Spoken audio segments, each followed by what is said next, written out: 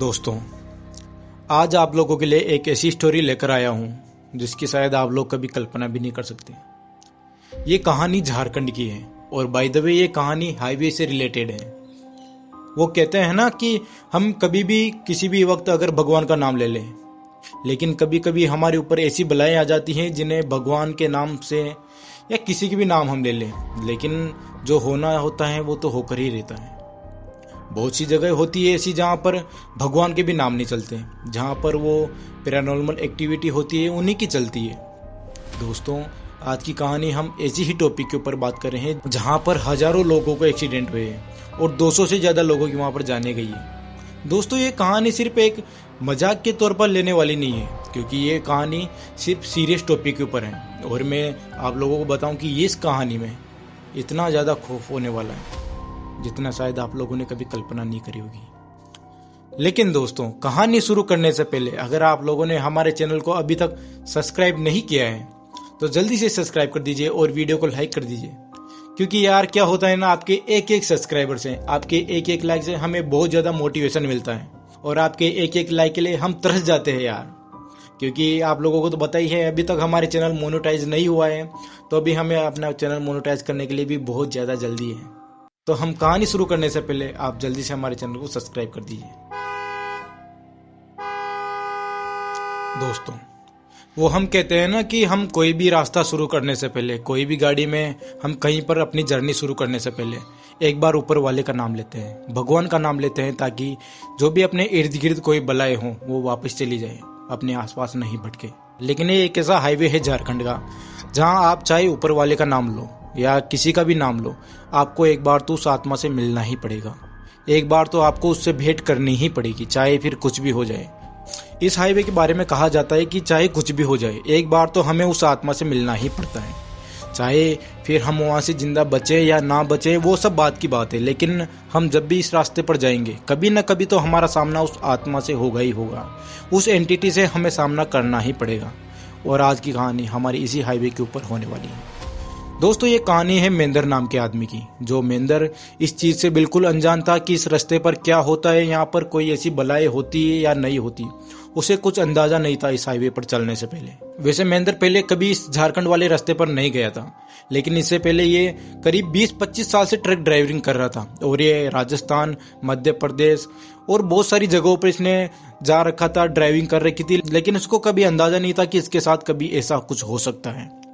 दोस्तों, जब ये झारखंड वाले हाईवे पर जा रहा था तब इसने पहले भी सुन रखा था कि वहां पर कुछ बलाएं हैं जो आदमियों को दिखती हैं, उनके साथ कुछ हो जाता है, लेकिन इसको कोई अंदाजा नहीं था कि अब वो सब इसके साथ भी होने वाला है। इसने पहले बहुत बार सुन रखा था कि वहां पर हजारों से ज्यादा एक्सीडेंट हो चुके हैं और करीब 200 से ज्यादा वहां पर लोगों की जान जा चुकी है, लेकिन इसे इतना पता नहीं था कि अगला नंबर हमारा होने वाला है।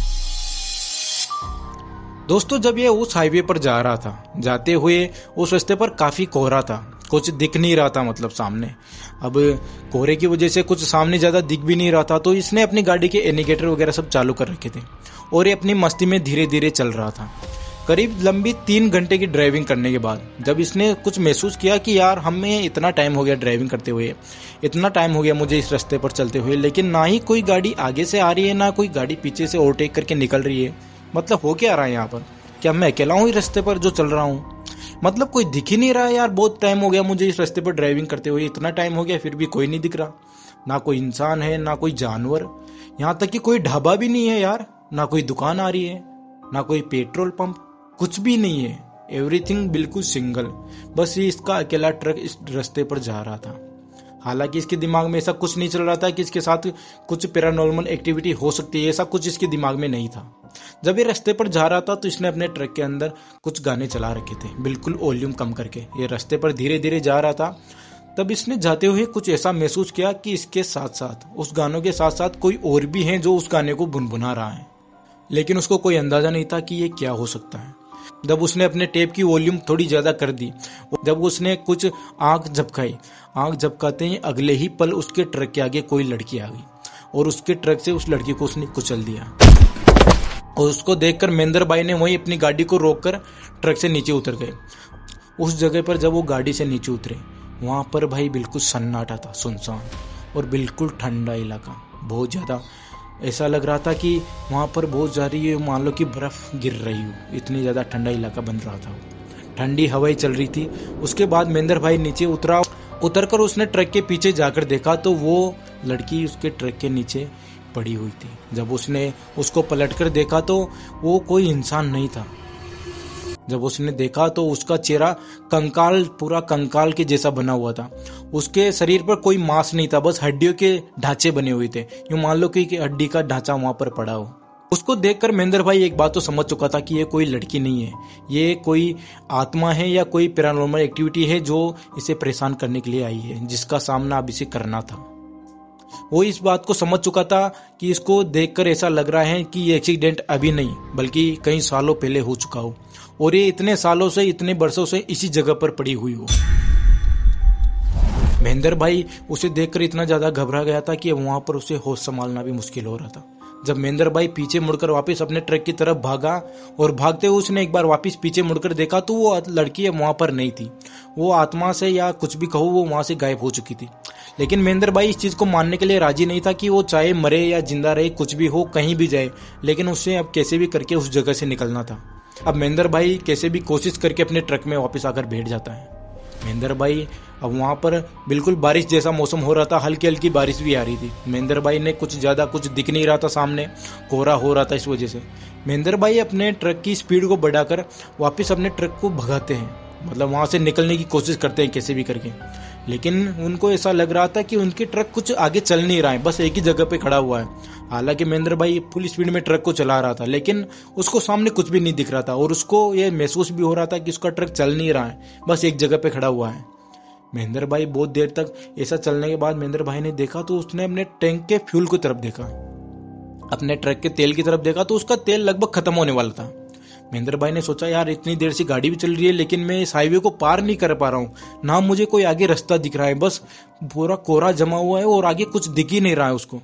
महेंद्र भाई ने सोचा अब इसका तो कुछ सामना करना ही पड़ेगा, या तो यहाँ से निकलना पड़ेगा या फिर मरना पड़ेगा, कुछ भी हो जाए लेकिन इसका बस एक ही इलाज है, मुझे नीचे उतरकर वापस देखना पड़ेगा कि क्या हो रहा है यहाँ पर, मुझे किस तरह से यहाँ से निकल सकता हूँ मैं। महेंद्र भाई वहां से नीचे उतरकर जब देखते हैं तो वो हाईवे पर थे ही नहीं। महेंद्र भाई पता नहीं कहाँ, लेकिन एक जंगल में आ चुके थे।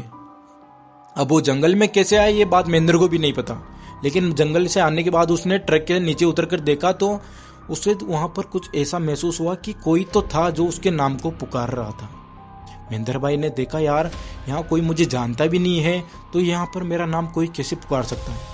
महेंद्र भाई ने सोचा, अब यार कुछ नहीं करने से तो बढ़िया है ना कुछ कर ले, क्योंकि उसे कुछ न कुछ समाधान तो निकल ही सकता है वहां से।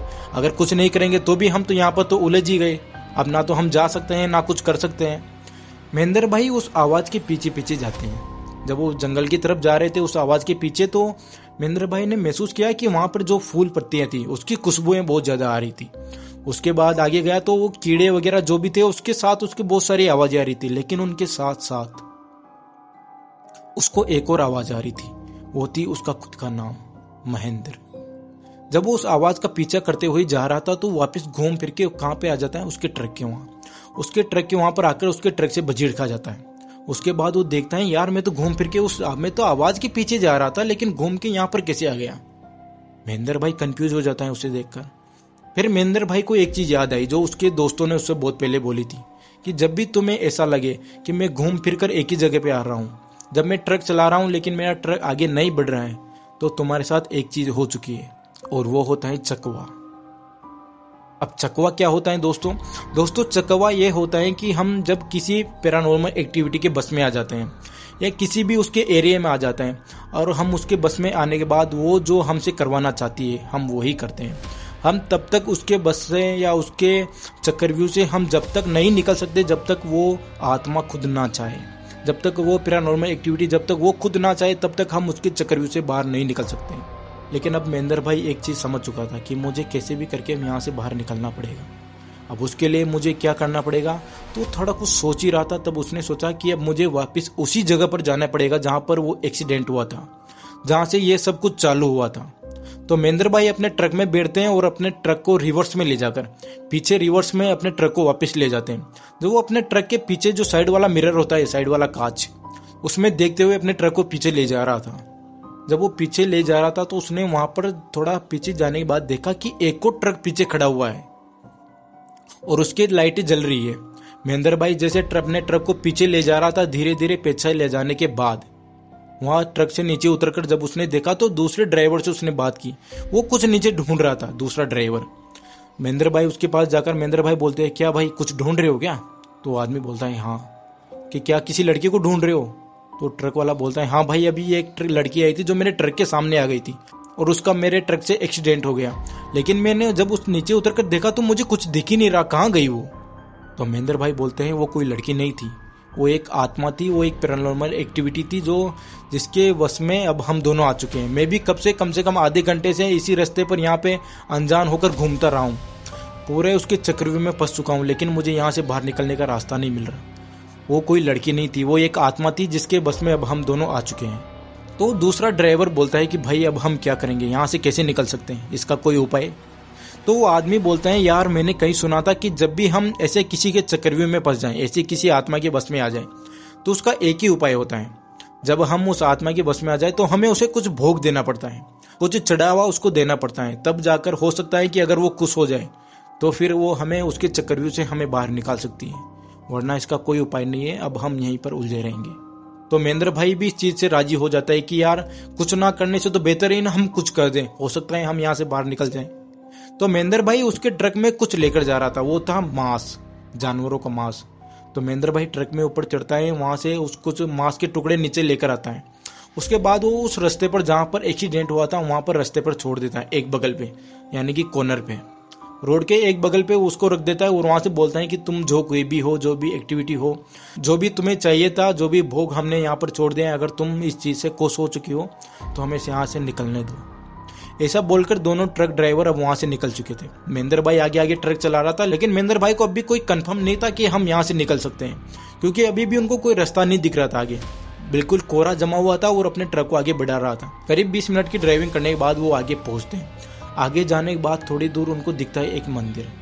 उसको देखकर महेंद्र भाई की सांस में सांस आ जाती है, क्योंकि उनको पता था कि अब हम यहाँ से बाहर निकल चुके हैं, क्योंकि महेंद्र भाई को पता लग चुका था कि अब हम यहाँ से बाहर निकल चुके हैं। बहुत देर से महेंद्र भाई पहले गाड़ी चला रहा था तो उसको कोई रास्ता ही नहीं दिख रहा था, इसका मतलब वो समझ चुका था कि हम यहाँ से बाहर नहीं निकलेंगे। लेकिन उसको मंदिर दिखने के बाद उसकी सांस में सांस आ चुकी थी। वो दोनों ट्रक ड्राइवर मंदिर के वहां पर आकर अपनी गाड़ियों को रोकते हैं और सीधा दौड़कर आ जाते हैं मंदिर के अंदर। वहां पर एक पंडित जी बैठे हुए थे। पंडित जी उन दोनों की शक्ल देखकर समझ जाते हैं कि इनके साथ जंगल में कुछ तो हुआ था। तो पंडित जी खुद से बोल देते हैं, क्यों, तुम्हें कोई आत्मा मिली थी क्या, किसी ने तुम्हें परेशान किया हो? तो दोनों हाँ में सर हिलाते हैं। उसके बाद पंडित जी बताते हैं कि बहुत सालों पहले यहाँ पर एक लड़की का एक्सीडेंट हो चुका था और वही आत्मा अब यहाँ पर भटकती रहती है और वही यहाँ पर लोगों को कत्ल करती है, उनको अपने माइंड को मतलब बस में कर लेती है और उनको पूरे जंगल में घुमाती रहती है। और उसी के बाद यहाँ पर ये 2 मंदिर बनवाए हैं, एक सूर्य देव का है, एक वन देवी का है। लेकिन ये जो जंगल का कुछ हिस्सा है ये अभी भी उसी आत्मा के बस में है, इसमें अभी भी उसी आत्मा की चलती है, जो वो चाहती है वही वो करवाती है। तुम दोनों की किस्मत अच्छी है कि तुम दोनों वहां से बचकर जिंदा वापस आ चुके हो, बाकी अभी तक बहुत कम ऐसा हुआ है जो वहां से कोई जिंदा बचकर निकला हो। उसके बाद वो दोनों भाई ट्रक वाले मंदिर में वहां पर ढोक देते हैं। उसके बाद वो वहां से जय श्री राम का नारा लगाकर वहां से चले जाते हैं। तो ठीक है दोस्तों, आपको हमारी कहानी कैसी लगी, आपकी हमारी स्टोरी यार अच्छी लगी हो तो चैनल को लाइक कर देना, सब्सक्राइब कर लेना, क्योंकि यार भाई बहुत मेहनत लगती है यार इस तरह की वीडियो बनाने में। ठीक है दोस्तों।